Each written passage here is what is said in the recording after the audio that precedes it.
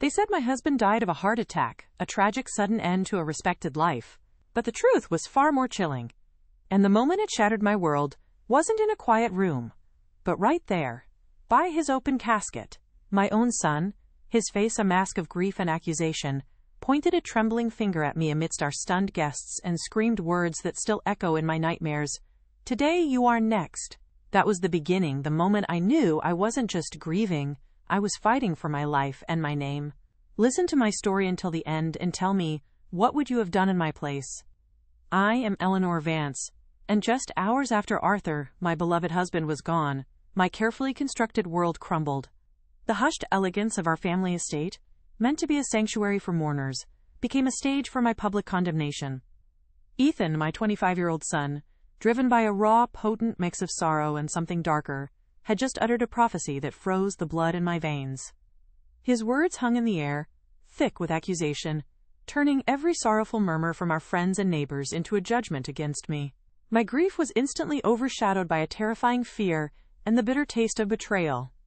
Before all this, before Arthur and the life we built, I grew up in a household that valued quiet strength and sharp minds. My father, a meticulous archivist, taught me the power hidden in details, the satisfaction of uncovering truths buried deep.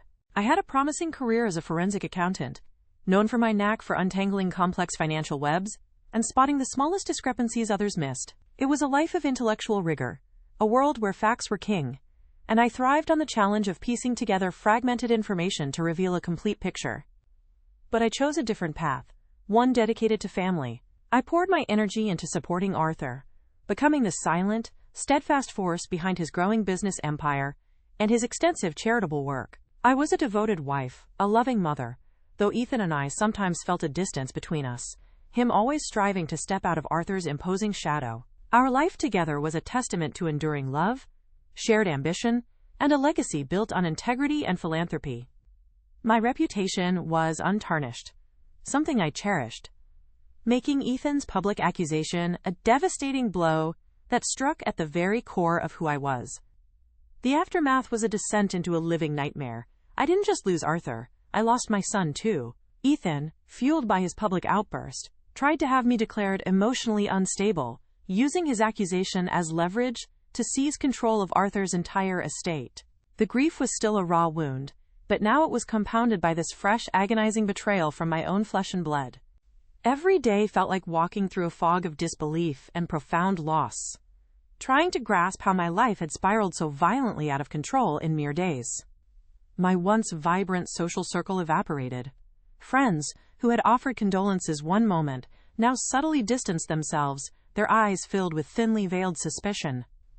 Gossip spread like wildfire through the community, turning my name into a whispered scandal. The police, initially ruling Arthur's death a heart attack, reopened the case, influenced by Ethan's testimony and the sudden, murky cloud of suspicion. They treated me with a chilling professionalism that felt more like accusation, forcing me to relinquish control of Arthur's beloved foundation, stripping away everything I had helped build. My home, once a sanctuary of love and accomplishment, became a gilded cage, a prison of fear and crushing loneliness. But beneath the surface of my public humiliation and private despair, something began to stir. They saw a grieving widow, broken and vulnerable, but they underestimated the steel forged by years of quiet observation and meticulous work. My dormant forensic accounting skills, that keen eye for detail and pattern recognition, began to reawaken. Arthur, in his wisdom, had always been a man who prepared for every eventuality, and I knew, deep down, he wouldn't have left me completely defenseless. I had to honor his memory, clear my name, and uncover the truth behind his death and, perhaps more painfully, Ethan's sudden, inexplicable betrayal. I just knew I had to find a way to redeem him, even if it meant fighting against him. Today you will learn my revenge story, a tale of betrayal and cunning that began when my own son, at my husband's funeral, pointed a finger at me and screamed, "Today you are next." They said my husband died of a heart attack, a tragic, sudden end to a respected life. But the truth was far more chilling, and the moment it shattered my world wasn't in a quiet room, but right there, by his open casket. My own son, his face a mask of grief and accusation, pointed a trembling finger at me amidst our stunned guests and screamed words that still echo in my nightmares. Today, you are next. That was the beginning, the moment I knew I wasn't just grieving, I was fighting for my life and my name. Listen to my story until the end and tell me, what would you have done in my place? I am Eleanor Vance, and just hours after Arthur, my beloved husband, was gone, my carefully constructed world crumbled. The hushed elegance of our family estate, meant to be a sanctuary for mourners, became a stage for my public condemnation. Ethan, my 25-year-old son, driven by a raw, potent mix of sorrow and something darker, had just uttered a prophecy that froze the blood in my veins. His words hung in the air, thick with accusation, turning every sorrowful murmur from our friends and neighbors into a judgment against me. My grief was instantly overshadowed by a terrifying fear and the bitter taste of betrayal. Before all this, before Arthur and the life we built, I grew up in a household that valued quiet strength and sharp minds. My father, a meticulous archivist, taught me the power hidden in details, the satisfaction of uncovering truths buried deep.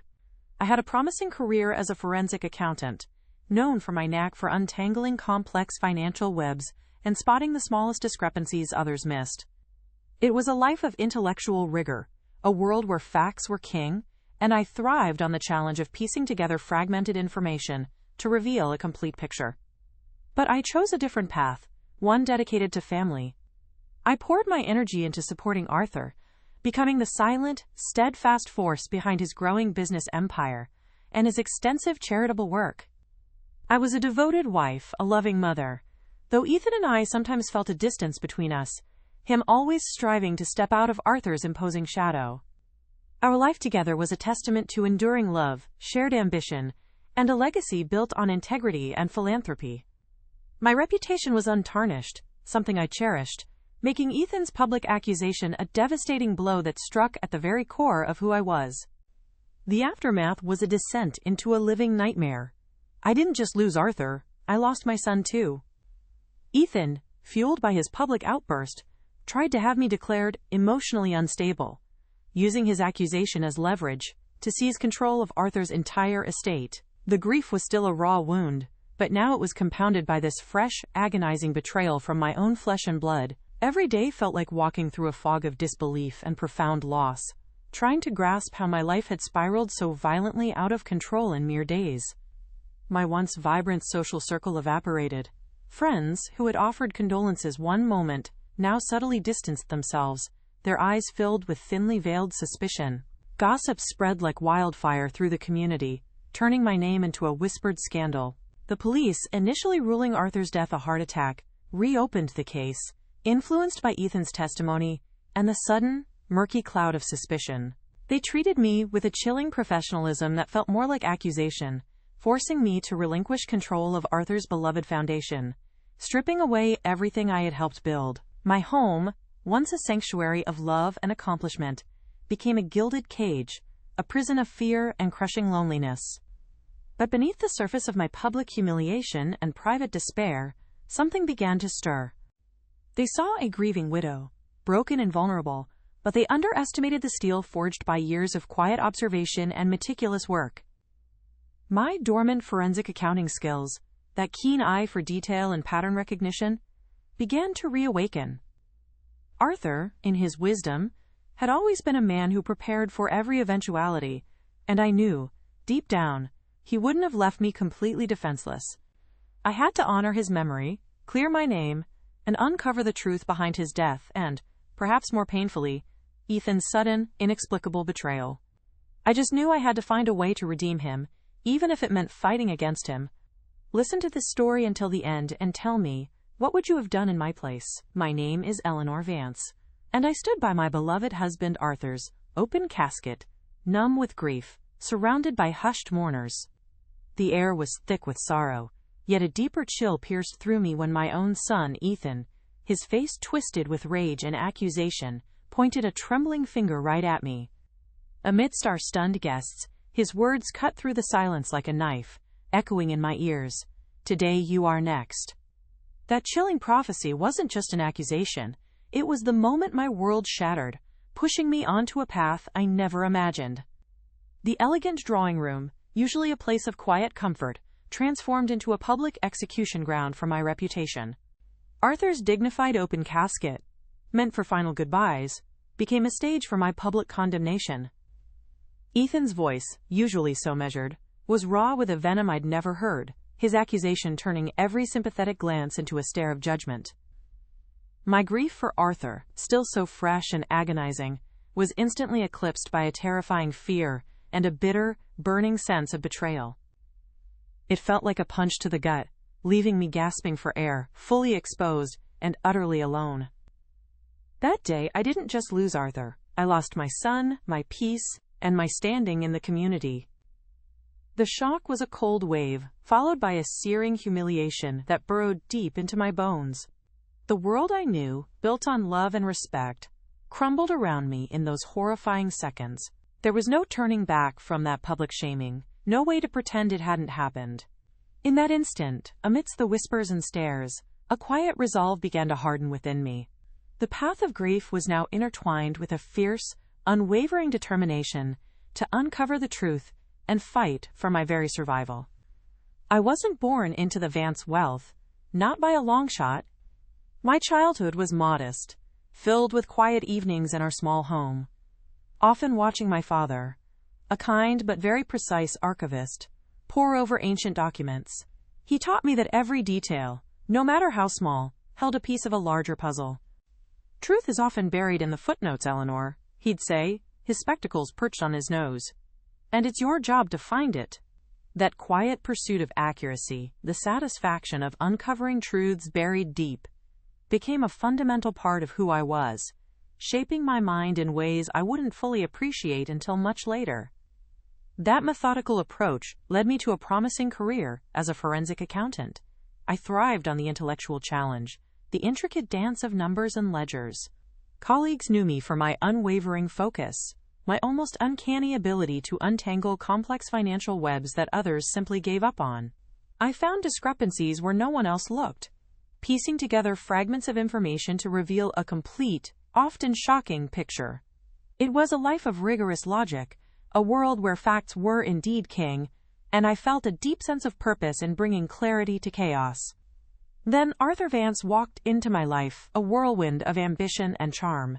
Our worlds were different, but our values aligned: integrity, hard work, and a desire to build something meaningful. Falling in love with him wasn't a choice. It was an undeniable force. I chose to step away from my budding career, not because I had to, but because I wanted to. I saw the vision he had, the good he wanted to do, and I knew I could be a powerful, silent force behind him, supporting his dreams as much as he supported mine. I poured my energy into his burgeoning business empire and his extensive charitable work. While he was the public face, the charismatic leader, I was often behind the scenes, meticulously reviewing contracts, advising on investments, and ensuring his philanthropic endeavors were truly making an impact. People saw his success, but few understood the quiet dedication, the countless hours I spent ensuring every detail was perfect, every decision sound. It wasn't just a marriage. It was a partnership built on mutual respect and shared goals, a testament to what we could achieve together. Becoming a mother to Ethan was a different kind of joy, a different kind of challenge. I loved him fiercely, always. But even as a child, he wrestled with Arthur's imposing shadow, always striving to prove himself, to carve his own path. I tried to bridge that gap, to nurture his unique spirit, but there was always a subtle distance, a yearning in him that I couldn't quite reach. I wished for a closer bond, a more open communication, but I always believed our love would eventually overcome any unspoken tensions.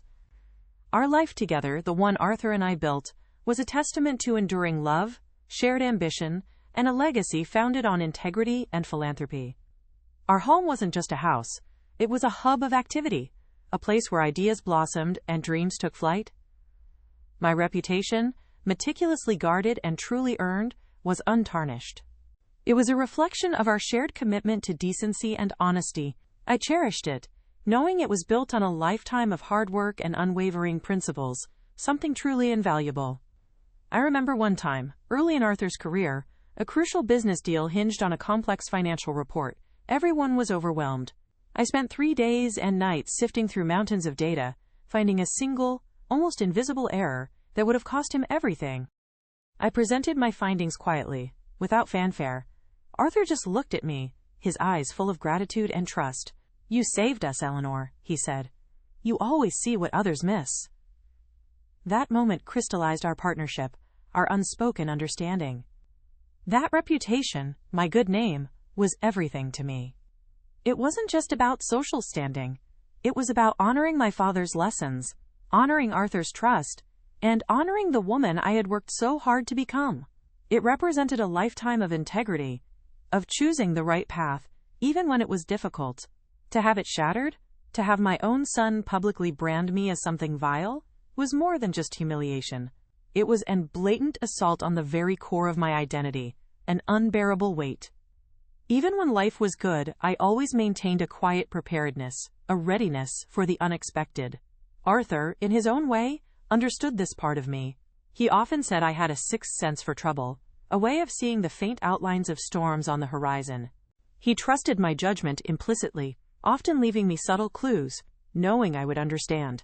I never imagined those instincts, those skills, would become my only lifeline against my own son's betrayal. Before that day, my life was one of purpose, of quiet contribution, of unwavering loyalty to the people and values I held dear. I dedicated myself to building a strong family, a successful business, and a legacy of good. I truly believed I had done everything right, lived an honorable life. To be so cruelly and publicly accused, to have everything I cherished ripped away, felt like the ultimate injustice. I knew, with every fiber of my being, that I did not deserve what had happened. The mourners eventually left, but their lingering whispers and uneasy glances felt like daggers. The once warm embrace of our home became a cold, echoing chamber, each shadow seeming to hold a judgment. Arthur's death had been a shock, but Ethan's accusation, that venomous scream, had poisoned the very air I breathed. My carefully curated life, built on decades of shared dreams and honest work, was now a fragile glass, shattered beyond recognition, leaving me exposed and utterly terrified. The silence that followed his outburst was far more deafening than any noise, filled with unspoken accusations. Ethan didn't waste a moment. Even before Arthur was laid to rest, his legal team was moving like a well-oiled machine, cold and efficient.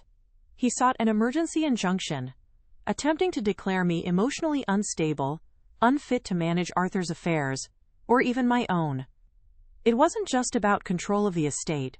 It was a character assassination, a calculated move to strip me of my credibility and my very sanity. The sheer speed and ruthlessness of his actions were a gut punch, adding insult to injury and twisting the knife deeper into my already wounded heart.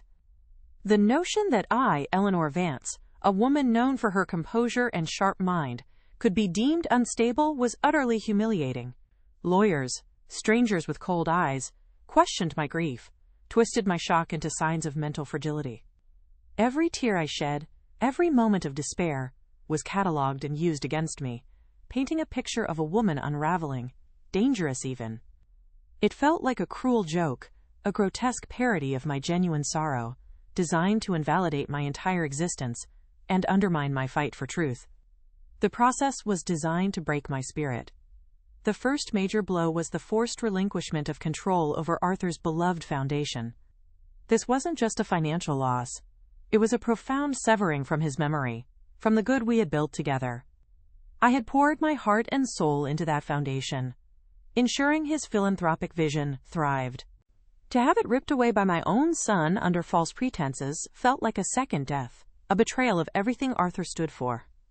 It was a public declaration that I was no longer worthy, no longer trusted, no longer Eleanor Vance. Managing the foundation had been my purpose, a tangible continuation of Arthur's benevolent spirit. Now that void gaped open, leaving me adrift. The phone calls stopped coming. The board meetings I once chaired continued without me, my input dismissed. It wasn't just the work. It was the network of dedicated people, the sense of contributing to something greater. The emptiness resonated through the grand halls of our home, a constant reminder of what I had lost, and what had been unfairly stolen from me in the blink of an eye. The subtle shifts began almost immediately. My phone, once buzzing with condolences, grew eerily silent. Invitations to social gatherings, once a staple of our affluent community, ceased to arrive. When I did venture out, The warm smiles I once received were replaced by polite, yet distant, nods. Eyes would quickly avert. Conversations would suddenly quiet as I approached. It was a chilling, unspoken ostracization, a silent verdict passed by those who had once called me friend, now swayed by whispers and suspicion. I remember one afternoon, pushing my cart through the local gourmet market, a place where I'd always greeted familiar faces. I saw Mrs. Sterling, a woman I'd known for 30 years, who'd shared countless coffees and confidences. Our eyes met across an aisle of imported cheeses. Her smile, once so genuine, faltered, replaced by a tight, uncomfortable grimace. She quickly turned her cart and hurried away, pretending not to see me. It was a small moment, but it cut deep, a stark illustration of my new pariah status. The gossip spread like a virulent disease, infecting every corner of our community. Whispers turned into hushed conversations, then into thinly veiled judgments. My name, once synonymous with grace and integrity, became a dirty word, associated with scandal and suspicion. I could feel the weight of their judgment even when I wasn't present, an invisible cloud of accusation hanging over my head. It was a constant, insidious assault on my character, eroding my standing piece by painful piece. The initial ruling of Arthur's death as a heart attack was quickly overturned, influenced by Ethan's dramatic testimony. The police, once respectful, now treated me with a chilling professional detachment. Every interaction felt like an interrogation, every question a trap. They weren't seeking comfort or truth. They were looking for cracks in my story, confirming their preconceived notions. The very authorities meant to protect me now saw me as a potential criminal, making my fear a constant, unwelcome companion. The relentless scrutiny was exhausting. Detectives trawled through our lives, interviewing staff, poring over financial records, questioning every detail of Arthur's last days. My private grief became a public spectacle, dissected and analyzed for any hint of foul play. The unspoken accusation hung heavy in every room, every conversation, making it impossible to mourn, impossible to breathe. I felt like I was living under a microscope, every move, every emotion, scrutinized for guilt. Our beautiful estate, once a sanctuary of love and accomplishment, became a luxurious prison. The sprawling rooms, filled with cherished memories, now felt vast and empty, amplifying my loneliness. I rarely left, fearing the stares and the whispers, retreating further into myself. The walls, once a comfort, now felt like bars, trapping me in a gilded cage of fear and isolation. It was a cruel irony, living in a place of such grandeur, yet feeling utterly destitute.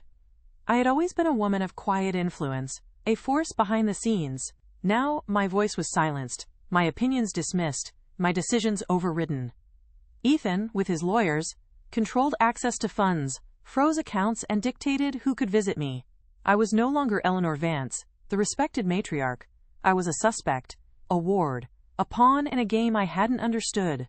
My autonomy, my very right to self-determination, had been systematically stripped away, leaving me powerless. While my world crumbled, Ethan seemed to thrive, at least outwardly. He moved into Arthur's office, took over the reins of the business, and began making pronouncements to the press, portraying himself as the grieving, responsible son stepping up in a crisis. Each news article, each public statement, twisted the knife. It wasn't just that he believed the accusations, it was that he seemed to relish the power, the attention, building his empire on the ruins of my reputation and Arthur's memory. The ultimate practical humiliation came when my personal bank accounts were frozen. I, Eleanor Vance, a woman who had managed vast sums for decades, was suddenly without access to my own money. It was a calculated move, designed to incapacitate me, to leave me truly helpless. Standing at the bank counter, being told I couldn't access my funds, felt like a public stripping, a final indignity that underscored my absolute powerlessness in their eyes. The feeling of vulnerability was crushing. The constant barrage of public suspicion and condemnation was a heavy, suffocating blanket. Every outing, every glance, every conversation was tainted. It wasn't just individual encounters, it was the collective weight of an entire community turning its back. My spirit, once resilient, felt like it was being slowly crushed under this immense pressure, leaving me breathless and despairing. I felt the world closing in, leaving no room for my truth. The days blurred into a monotonous cycle of grief, fear, and profound loneliness. Sleep offered little respite, haunted by Ethan's face and Arthur's absence. The silence of the house became a torment, amplifying my own internal screams. I ate little, barely moved, my once sharp mind clouded by despair. The isolation was absolute, a chilling realization that I was utterly alone in this battle. With no one left to trust, nowhere to turn for comfort. In the darkest moments, I questioned everything. Had I missed something? Was I truly losing my mind, as Ethan claimed? But then, a flicker. A memory of Arthur's meticulous nature, his insistence on preparedness. He wouldn't have left me completely defenseless. The thought, small and fragile, began to push back against the despair, a seed of doubt about their narrative, a whisper of my own resilience. They saw a broken widow, fragile and vulnerable, easily dismissed. They saw a woman lost in grief, overwhelmed by betrayal, but they forgot the girl who meticulously organized her father's archives, the forensic accountant who unraveled complex deceptions. They underestimated the quiet strength forged by years of observation, the steel hidden beneath the grace. They mistook my composure for weakness, my silence for surrender, a grave error. Slowly, almost imperceptibly, my dormant skills began to stir. My mind, dulled by sorrow, started to pick at threads, to notice inconsistencies in Ethan's story, in the police reports. It was like a forgotten muscle, aching as it reawakened. The need to understand, to uncover the truth, started to overshadow the pain, a familiar intellectual rigor pushing through the emotional fog, demanding answers. I had lost everything. My husband, my son, my reputation, my freedom. I was at rock bottom, utterly stripped bare. But in that raw, desolate place, a fierce, cold determination began to harden. They thought they had broken me, that I was next to fall. But they were wrong. A quiet resolve settled deep within my soul. I would fight back. I would honor Arthur. I would clear my name. And I would expose the truth, no matter the cost. They thought they had me cornered, a grieving widow overwhelmed by sorrow, stripped of her purpose, and on the verge of emotional collapse. They saw my public humiliation, and mistook it for utter defeat, believing I was too broken to fight back, too lost to even care. But beneath the surface of my despair, a different kind of strength was quietly forming, a cold resolve sharpened by the injustice and betrayal. They saw a woman retreating, but I was simply regrouping, preparing to leverage everything they thought I had lost, everything they underestimated about me. My silence wasn't surrender. It was observation, calculation, and the first step toward reclaiming my life and Arthur's legacy. Arthur, bless his meticulous soul, was a man who always prepared for every eventuality, a habit born from years of navigating a complex business world. He often said, "Eleanor, knowledge is the only true armor." Even in our happiest times, he had a subtle way of leaving breadcrumbs, small details or seemingly insignificant actions that, in hindsight, spoke volumes. I realized he wouldn't have left me completely defenseless, not with all the secrets his empire surely held.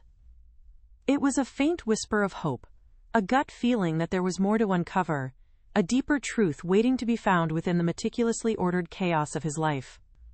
My mind, once clouded by grief, began to clear, slowly at first, like the morning fog lifting from a valley. I started looking at everything differently, not with emotional pain, but with the detached, analytical eye of a forensic accountant. I recalled my father's words, "Truth is often buried in the footnotes." I began to re-examine Arthur's study, his personal effects, not just as relics of a lost love, but as potential crime scenes, repositories of hidden information. Every book, every seemingly random note, every digital file became a piece of a puzzle I was determined to solve. A quiet crusade for clarity. It was in his old, leather-bound journal, hidden behind a loose panel in his desk, that I found it. A series of cryptic entries, almost like riddles, pointing to a secure, encrypted digital ledger. Arthur had always loved puzzles, a quirk I'd indulged without fully understanding its purpose until now. He'd often challenged me with brain teasers, testing my logic, my ability to connect disparate facts. This wasn't a game, though. It was a lifeline, a meticulously crafted digital vault that I instinctively knew held the keys to everything, a hidden resource designed for me, and only me, to find. The ledger was protected by layers of sophisticated encryption, far beyond my current technical expertise. My forensic accounting skills were sharp when it came to numbers and patterns, but digital security was a different beast entirely. Frustration gnawed at me, knowing the truth was so close, yet still out of reach. I spent days poring over the riddles, trying combinations, feeling the pressure mount as Ethan's lawyers continued their relentless assault. I needed help, specialized help, someone I could trust implicitly with Arthur's deepest secrets, someone who understood the intricate dance of digital shadows. Then, a name surfaced from the depths of my memory: Marcus Thorne.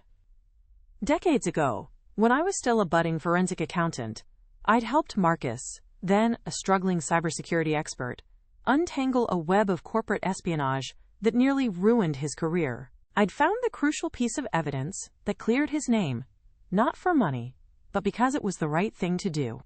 He'd sworn he owed me, saying, "Eleanor, if you ever need anything at all, just call." That promise, long forgotten, now felt like a beacon in my darkest hour, a hidden ally waiting in the wings. Contacting Marcus was a risk, but it was a calculated one. I couldn't simply call him. I had to be discreet, paranoid even. I used a burner phone, sent a coded message, referencing the old case, a secret handshake only he would recognize. His reply was swift, an immediate offer of assistance, no questions asked, only a quiet understanding of the gravity of my situation. He didn't judge, he didn't doubt. He simply asked, "What do you need, Eleanor?" His unwavering loyalty, forged in a past crisis, became an unexpected, invaluable asset in my present one. Marcus worked with a quiet intensity, his fingers flying across keyboards, his mind dissecting lines of code. The digital ledger slowly yielded its secrets, one layer of encryption after another. What we found was staggering. Not just Arthur's true financial dealings, but encrypted communications, detailed dossiers on his adversaries, and a meticulous paper trail of illicit transactions. It was a treasure trove of compromising information, a digital fortress Arthur had built, not just for protection, but as a weapon, designed for precisely this kind of betrayal, a testament to his foresight. The most shocking revelation, the one that twisted the knife in my heart, was the extent of Silas Blackwood's involvement. He was Arthur's estranged business partner, a man I'd always distrusted, but never imagined capable of such depravity. The ledger laid bare his intricate conspiracy, revealing how he stood to gain billions from Arthur's death and the acquisition of his company. And then, the agonizing truth about Ethan. Not a murderer, but a pawn. Deeply in debt from a gambling addiction, manipulated by Blackwood's promises of power and wealth, coerced into publicly accusing me. My heart ached for my son, even as it burned with fury at Blackwood. They thought they had broken me, a vulnerable widow, but they couldn't have been more wrong. Arthur's ledger, unlocked by Marcus and my own reawakened skills, wasn't just proof of my innocence. It was a blueprint for Blackwood's downfall and a path to Ethan's redemption. The game had changed.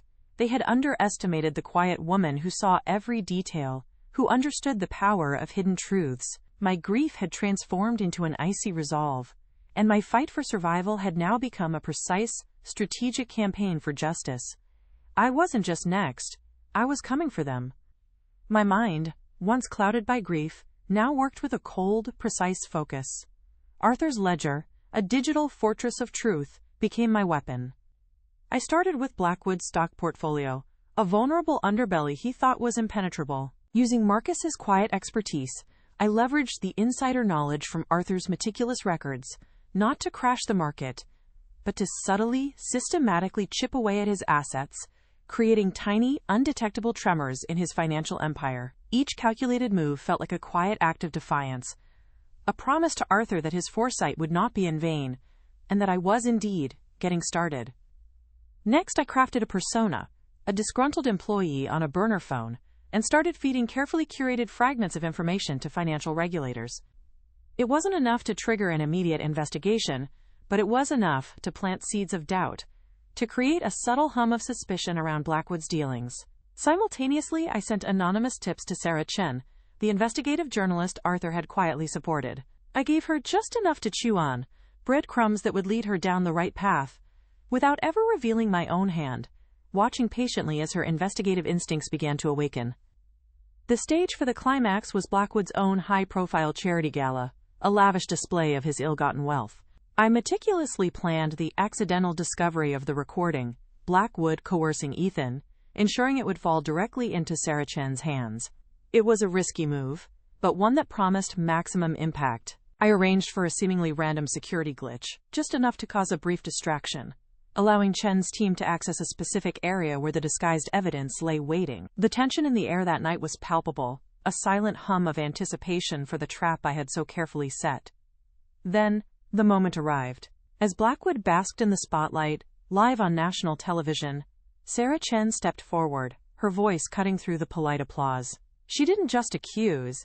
She presented the evidence, detailing Blackwood's fraud, his manipulation, and the chilling truth behind Arthur's death. The camera captured Blackwood's face, a mask of shock and disbelief, as his carefully constructed world crumbled before millions. My heart ached when she revealed Ethan's coerced involvement, but it was a necessary truth, a public unmasking that stripped Blackwood of everything.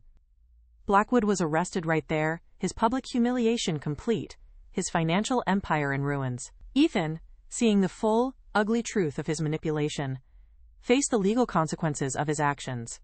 But I made sure he understood that while I wouldn't shield him, there was still a chance for him to choose a different path, to redeem himself. I didn't seek reconciliation with Blackwood.